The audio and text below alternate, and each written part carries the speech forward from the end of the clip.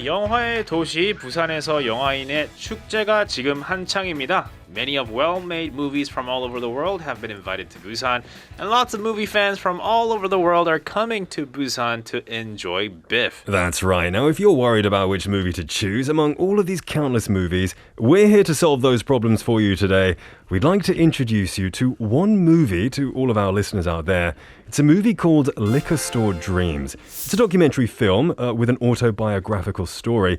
Invited to the 2022 Tribeca International Film Festival in New York, it is now being screened at the Busan International Film Festival. LA 주류 가게의 아메리칸 드림이라는 영화로 부산국제영화제를 찾은 엄소연 감독님을 모셨습니다.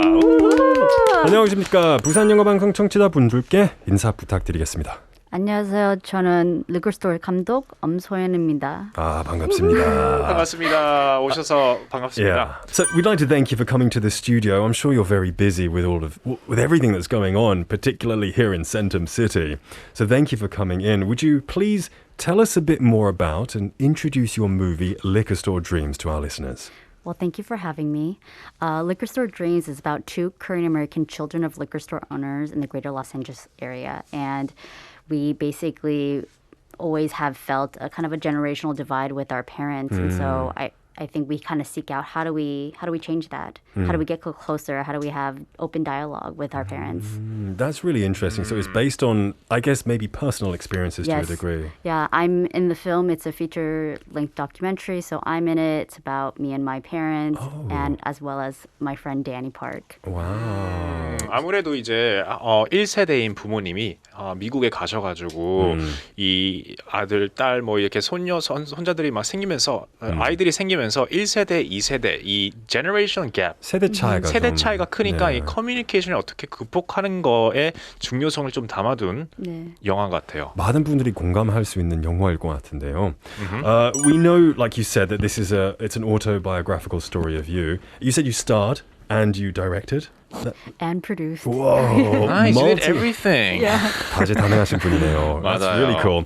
As a film director, what is the difference between telling your own story and telling a third-party story? For sure. I think, obviously, if I wasn't in it, it'd probably be so much easier just because for this feature-length documentary to be about me and my family, we're pretty much exposing ourselves. If you watch the film, you will have a crash course into my life, how I grew up, how my parents are. And I think because I am a little bit closer to the subject, that I can't be as objective as I could be if it was somebody else. Right. But I think we had such a great team of people who was able to kind of keep me in check and kind of inform us of how do we best tell this narrative without it feeling like I'm being too personal, even though it is a personal story. Right, something personal, making it appealing to a large audience as well. Yeah, that's got to be no easy feat. Right. Yeah, it was tough. Yeah. Now, in 2019, it was produced as a 5-minute short film and was also invited to various film festivals and received a lot of attention. And then it was produced as an expanded version. So how were your feelings about deciding to produce this expanded version? I think for the 5-minute short film, it was so simple, and yet for it to go from 5 minutes to 80 minutes, how do I do that? There's so much more footage that I have to shoot, time to edit, way more money that I have to find. And so I think for me, trying to navigate that was really, really hard just because this is my first film. But I think this whole journey was a learning experience for me. And I think, obviously, I took the original concepts of the short film and until I saw an ending that I thought could be the ending of the feature length, I didn't start the film. Just because with documentary, it could go on for years and years. 그죠. So I think I was like, I'm only going to do this for 3 or 4 years. That's it, tops. And so I think I always had the end goal in mind. And I guess as the main content of the movie is about the life of finding immigrants' dreams, you must have felt various joys and challenges of immigrants. And especially for immigrants, the language barrier is probably a big one when achieving these dreams. So in your case, how were you able to overcome these challenges? I think for me and my parents, just because we are living in Los Angeles, living in America, feel like innately we will have a language barrier, so it is a little bit difficult. But I think for us, it's like, how do we still engage in conversation? Even though I can't speak Korean as well as they can, and they can't speak English as well as I can, how do we try to still communicate? And so I think that was kind of the hard part, but I think it's just the effort, the continual effort that we were like, let's just try as best as we can to figure out and try to understand each other despite the language barrier. Yeah, Right. I guess if there is a language barrier, you speak with more than just language. Your emotions are displayed on your face, and you have your own kind of way of communication. I would say, yeah. Even silence is a reaction, so I Right. think, yeah. Now, while making a movie, there must have been scenes that that could only be dealt with using and speaking in Korean language and culture as well. So how did you apply all of that into making a movie? I think because a lot of our team were also Korean American, we could both speak Korean and English, that we had a full understanding of what it's like to live as us. I think for me, I didn't want to overly explain Korean culture or English or how life is in America. And so I think for us, it's like, how do we tell this story as seamlessly as possible without having to over-explain all the nuances, because there are so many things. So I think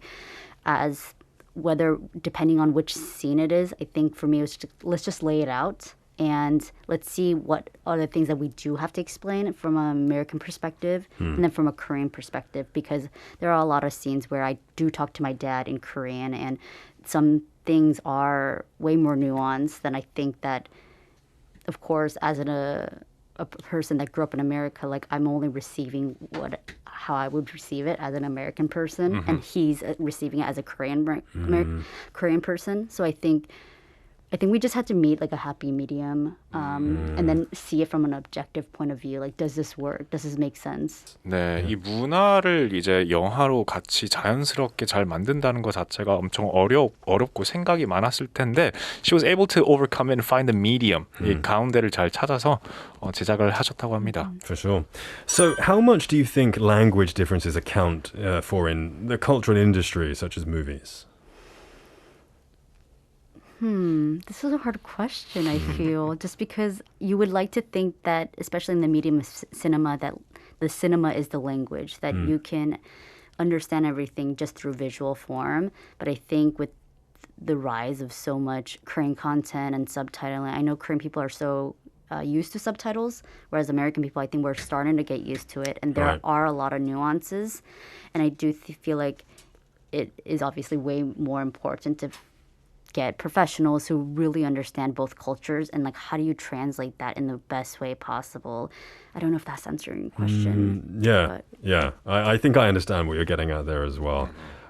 Language, I know for a fact as well, in the UK, people aren't so fond of subtitles, but thanks to breakthrough movies, thanks to, from Asian culture, Korean culture in particular, becoming a bit more accustomed. So I think in the near future, I think these language differences won't really make much of an issue. For sure. I hope not anyway. All right, well, we also took a look at your previous interviews as well.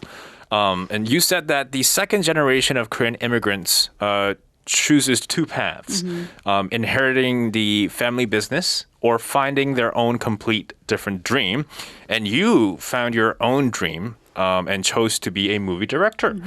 So is there anything you want to say to the people who are thinking of maybe pursuing their own dreams or maybe becoming a movie director themselves? Honestly, I just say like, 하고 싶은 거 해. Because this is your life. I also think that your parents sacrificed so much so you could actually do what you want to do. And they wouldn't have done all this if you were just going to choose the same path as them, in a sense, unless that's what you want to do. Right. And so I think, like Danny Park, who's also in my film, when his dad passed away, he took over his dad's store because that for him, he found a new dream within the store.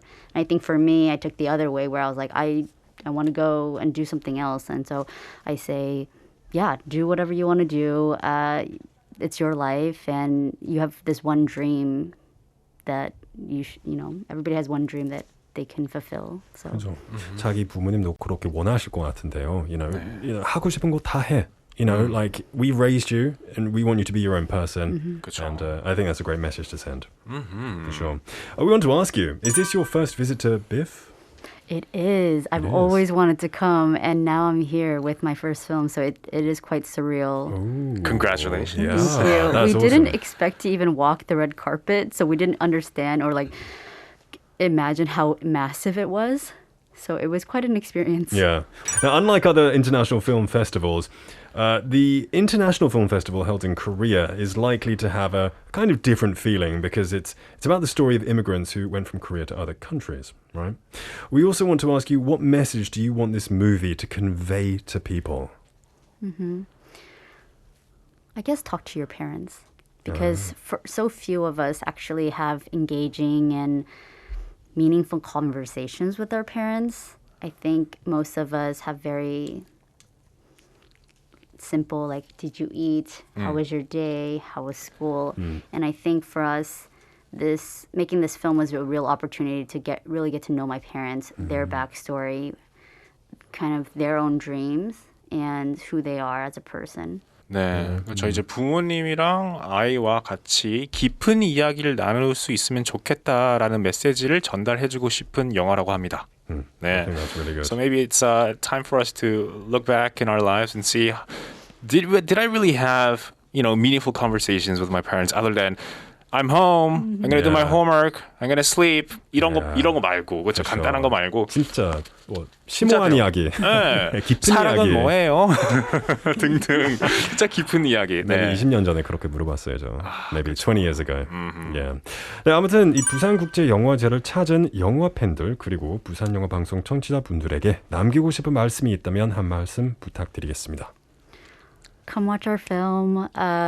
Look out for us, support us. Liquor Store Dreams will probably be out in theaters in next year, possibly. So, yes, I keep up with all our news. And yeah, thank you so much for inviting us and being interested in the film. It was our pleasure. Yeah, it's our pleasure. It's an honor to have you here to talk about this. Lastly, to your father, who was a main character of the main character of the movie and inspired you to make this movie, is there anything you would like to say to him? 고생했어? Short and sweet. 네. Short and sweet. I love 네. it. All right. Well, until now, we've been in the studio with So-yeon, who's the director of the movie Liquor Store Dreams. It sounds fascinating. I hope you have a great time in Busan. Thank you so much. Can't wait for this film to hit the theaters. Thank you. Yeah. Thank you for coming. All right. It was a pleasure. All Thank you right. so All right. much.